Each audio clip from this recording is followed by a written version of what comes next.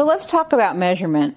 An average cup of flour weighs approximately 5 ounces. And let me show you how many grams. 141 grams.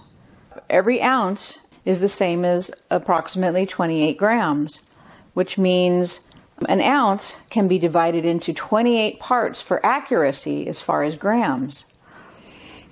So I don't really know exactly how much this should weigh as far as equal to 5 ounces, but in this case it says that 5 ounces equals 141 grams. So this is my gold medal flour.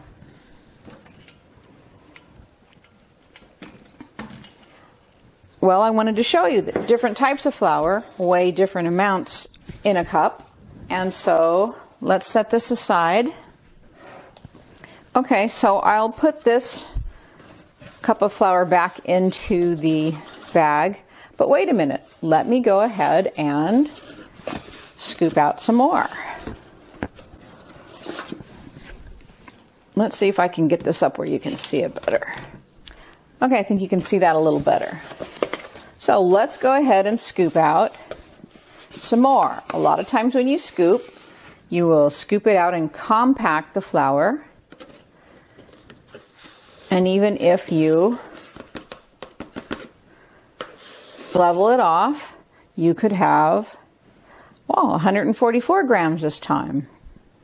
So that's not much of a difference, but if you make a large batch of dough and you times the 3 grams, let's say 10 cups, that's 30 grams.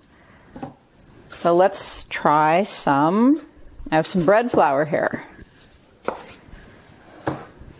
Let me get a little bit more in there. Okay, so we have a cup of bread flour here. We'll level it off. We'll weigh that. That weighs 138. So that one weighs a little bit less. I have a different all-purpose flour here. I have some Bob's Red Mill all-purpose flour. Let's see about scooping some of that out. And I'm going to level it off here.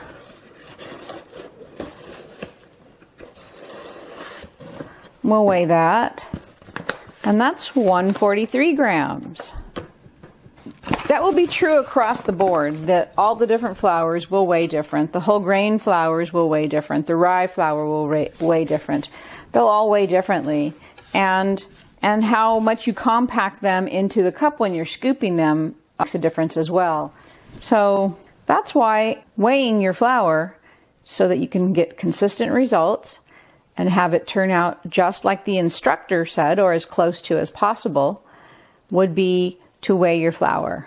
Because if we put in 400 grams of flour and you try scooping that out in several different cups and you don't weigh it, you don't really know if you have 400 grams of flour or not. And once you get into larger batches where you're making 2 or 3 or 4, maybe 6 loaves of bread at a time, well, your hydration for your dough can be off quite a bit.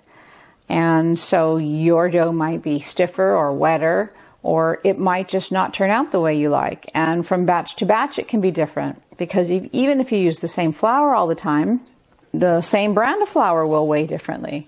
From season to season, the flours weigh differently.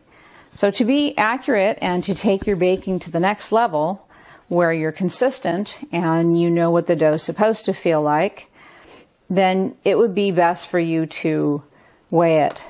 And the other thing that complicates the matter is that all different bags of flour will absorb water differently. So that's another variable that you can't really control. So every variable you can control, you should try to control. It will make your bread baking much easier and more consistent and much more professional.